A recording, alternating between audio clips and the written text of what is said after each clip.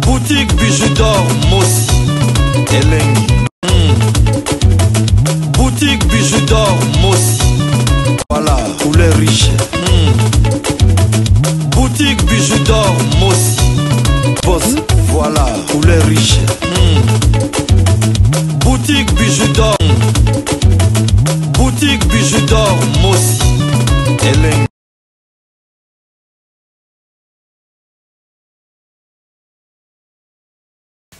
Kande na yebisaki bino sikoyo toye kotala na matiti yango ezati awa. Na matiti oyo balonelinga na ferme moto omela makasa oyo tala ferme mobima baloni bamakasi oyo bino mo boyebi baso makasi oyo epesaka kwiti yango oyo ferme mobima mara trop sikoyo balingininga mpe nako mobenda bwe au nom de Jésus. J'espère. Je suis au Loni va titouer na boule. Na Loni qui me talonne des glaces. Une glace. Au Loni on a boule. Ah glace azate. OK. Nakasa ki yo répondre. Azate Balobi mutaloni nga kiti kuna. C'est ça pourquoi Loni yango. So ça a besoin commande glace aza. Oye sali commande atindelo na poto. Sans kotanga kombo ya eloko oyo makaya ya mabe bato bamela yango baloni linga ngo ferme mobimba sike lingo lobani ngala komi jamaïcaine baloni ngo ferme mobimba muto mela matito muto mela matito sala commande.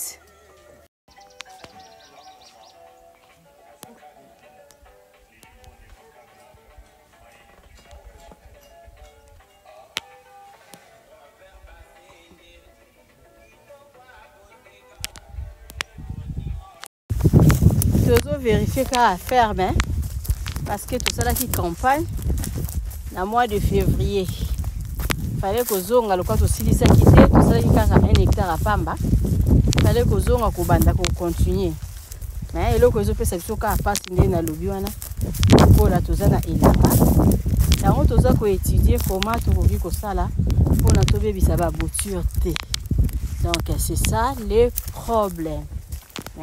Bondo bozomona elona makina mois de février yango ezala no jeune ezoloba kezana no na ba manioc na seti oyo ezala manioc na se kotango matiti etondi donc ezaka pasi donc soko besala naona musala ya ba business mususu continue na yo kwa envier muto osala bilanga te parce que za musala moko il faut penza ozala makasi makambo ya faire mo eza matata tozongeli tomito bandosala lisusu bafufu sikoyo na elanga nde eza matata parce que soki bolongoli ba nzeta pondo tobengi wana kombo ya boutir na elanga eza pasi mpona kolona yango sikoyo eloko toza sikoyo na kosala ba étude comment tokoki kosala pona kolongola ba manioc na biso et puis ba boutir et okeni wapi donc à suivre. Comme ça là ici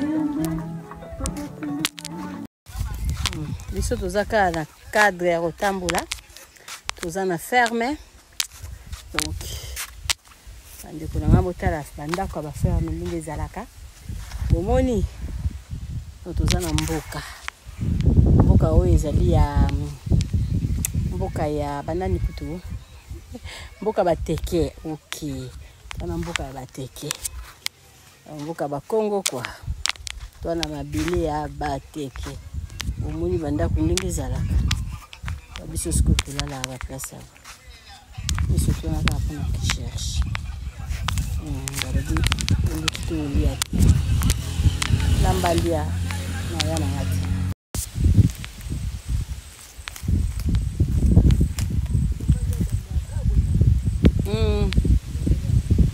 OK nazo tala c'est comme le mot grave zo campagne ka ya pine mais tokomi ko kemba a na kati ya village ngoli ngala la kisabini couleur ya mabele mboko Maintenant, on va se voir. C'est un bel couleur izali. Bomoni. Moni, on va bien gango route ce qui fatigué. Les président Tshisekedi Mtu. Ça là venu bon. Route fatigué yango. Ah, des motos et les cadeaux moto na moto.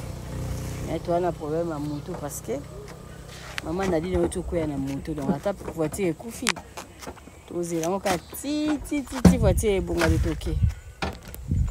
Tellement ma belle mboka ngo ndenge ezali couleur. Donc abenga ngo route fatigué.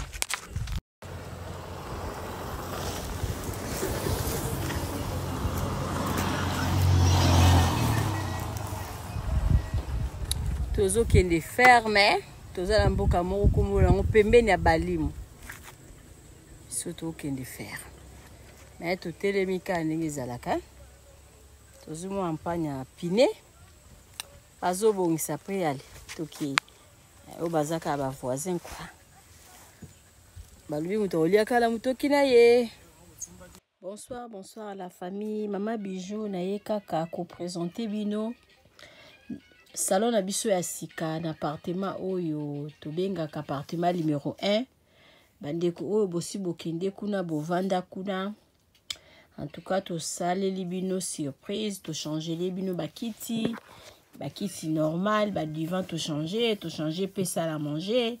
Et pas la biso nde musala, donc musala ezokende nango malamu, mama Nadine umela. Otala salon na biso ndenge to changer bakiti, to changer les bino pe salle à manger. Ndako bozo mona ezali chambre salon cuisine. Et komaka pe 2 chambres salon cuisine. Benga ngai osala réservation ya appartement numéro 1 au Kozala jamais d'ici. Merci.